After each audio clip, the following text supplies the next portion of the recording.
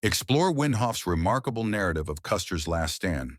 Charles Winhof, a soldier in the United States Army, participated in the Battle of Little Bighorn. As a private in Company L of the 7th Cavalry Regiment, he was among the few who survived the encounter. A German immigrant, Winhof enlisted in the Army in 1872 and served for 5 years, during which he was awarded the Medal of Honor for his valor in battle. His detailed and accurate account of the events has established him as a notable figure in American history. Before we proceed, please remember to like and subscribe to our channel to support our community. On that pivotal Sunday, June 25th, around noon, we crossed the divide between the Rosebud and the Little Bighorn rivers. Our regiment was organized in a column of march, heading westward. The troopers from each company rode 4 abreast, maintaining a distance of 50 to 60 feet between companies. Abruptly, we came to a halt, and Lieutenant Cook directed Bentine to take Company H, along with Company D under Captain Weir and Company K under Lieutenant Godfrey, to scout the hills and confront any hostiles encountered. General Custer retained Companies F, C, and L, while Major Reno commanded Companies M, A, and C, G, with the majority of the Indian scouts led by Lieutenants Varnum and Hare. Our 7th Cavalry, comprising 600 men, was divided into detachments to pursue the Indian forces across the challenging terrain. We were aware of a significant hostile force located 12 to 15 miles to the west, though the precise number remained unclear. Our Indian scouts estimated several thousand hostiles, while Custer and most officers believed they would face between 1,000 and 1,500 warriors, likely inadequately armed. They anticipated a rearguard action that would allow the Indians to retreat.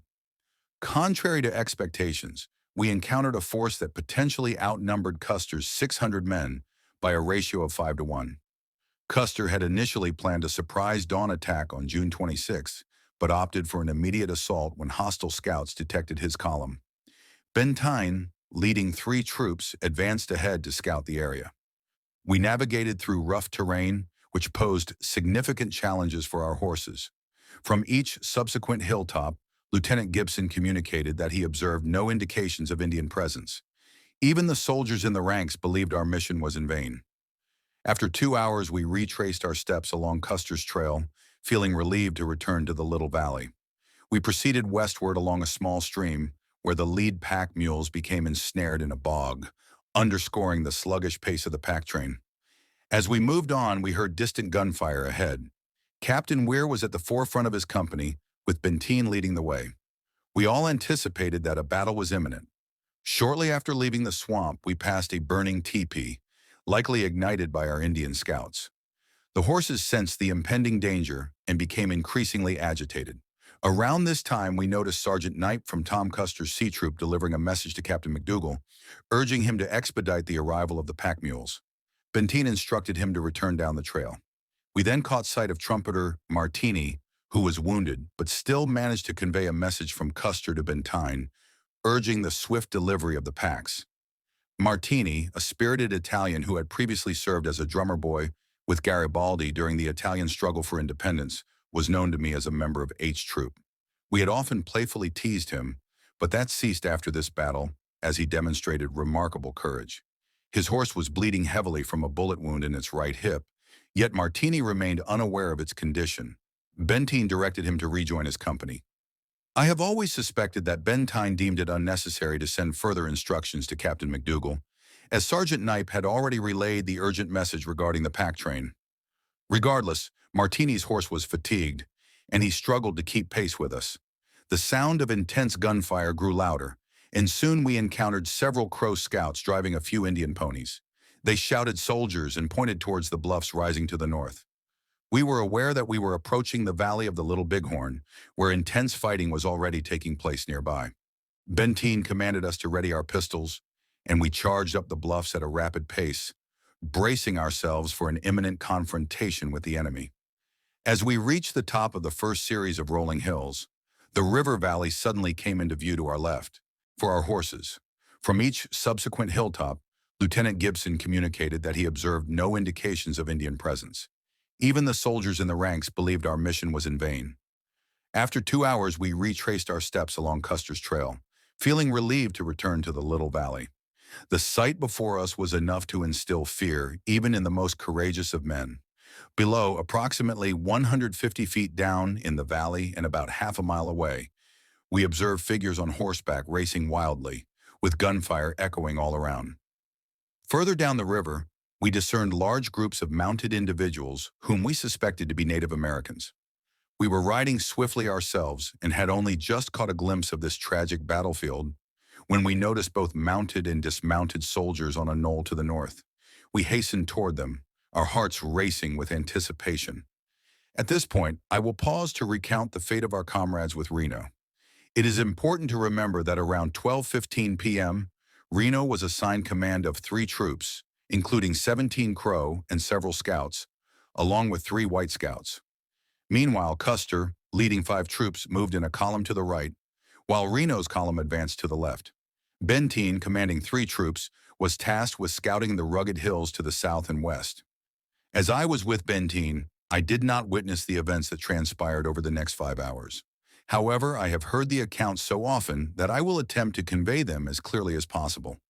It is essential to note that I was not present and am recounting the stories shared by survivors.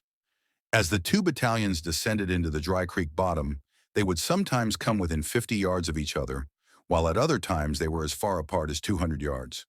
Both groups advanced westward toward the Little Bighorn. At approximately 2 p.m., they encountered a burning teepee that contained the body of an Indian warrior who had been killed in General Crook's battle with the Indians just a week earlier, located less than 20 miles away.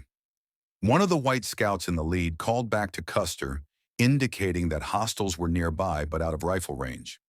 Custer then signaled Major Reno to cross the creek and instructed Adjutant Cook to direct Reno to move the troops 2 miles further west toward the Little Bighorn, before charging the Indian village to the right, with the expectation that the entire force would provide support.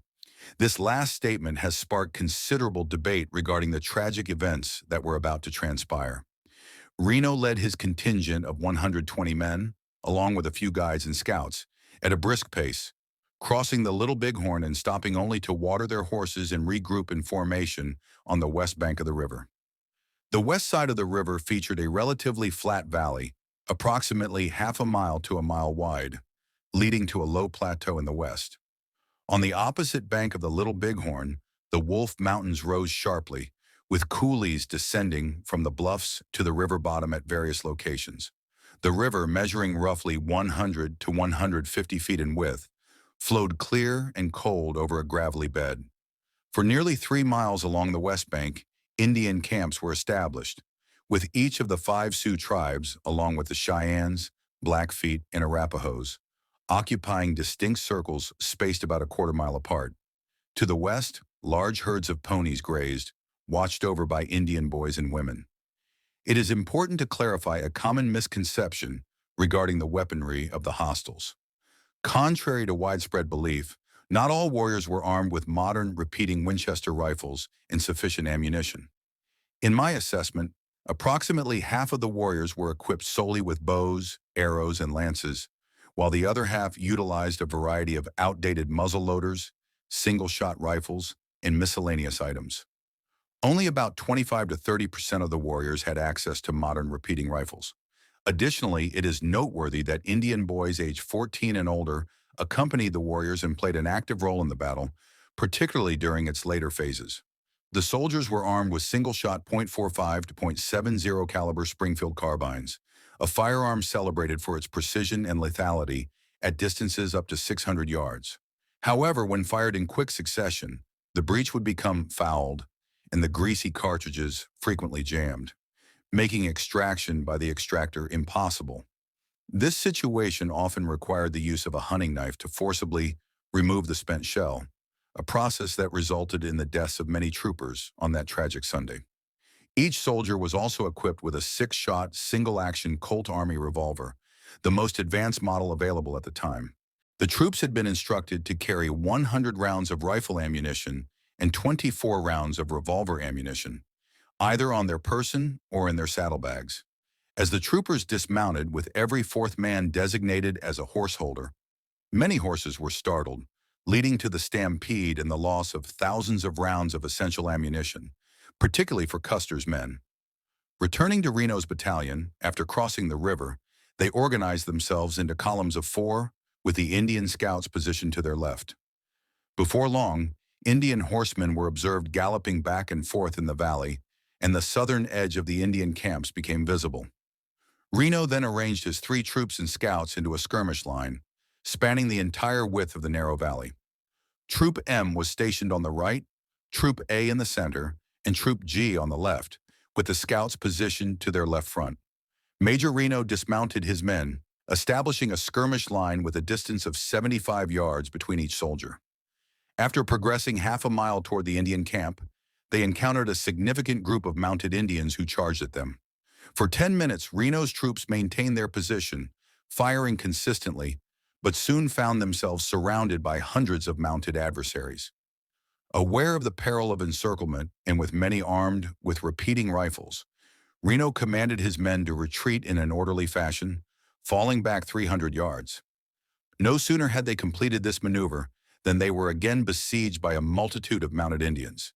Reno reorganized his forces into a skirmish line and dismounted, continuing to fire steadily. For another 10 minutes, they held their ground, but the Indians continued to close in from all directions, firing at close range and causing significant casualties. Fearing total encirclement, Reno ordered his men to withdraw to a grove of cottonwoods located half a mile to the rear. Unfortunately, amidst the chaos, many soldiers became separated from their units. Horses panicked, and the men fled in disarray. This was the point at which the highest number of casualties occurred, with many troopers shot from their horses, killed instantly, or brutally attacked and scalped. The survivors managed to cross the river in a state of confusion, climbing a steep hill on the eastern bank while being closely pursued by numerous mounted Indians. Approximately 15 to 20 soldiers lost their lives in the river and along its banks. Once Reno's men reached the hilltop, the Indians withdrew. At this critical moment, around 2:30 p.m., Captain Weir and his detachment arrived, closely followed by Bentine's troops H and K. Although Reno's forces were in disarray, the arrival of reinforcements helped restore some semblance of order. Bentine quickly evaluated the situation and directed his men to establish defensive positions. Soon they were joined by Captain McDougall's Troop B and the supply train, which brought much-needed ammunition and provisions. The combined forces fortified their position on the hill, preparing for a desperate defense. Custer, at the same time, advanced down the river with his 5 troops, aiming to flank the Indian village. As they traveled north along the bluffs, they encountered the main group of encampments.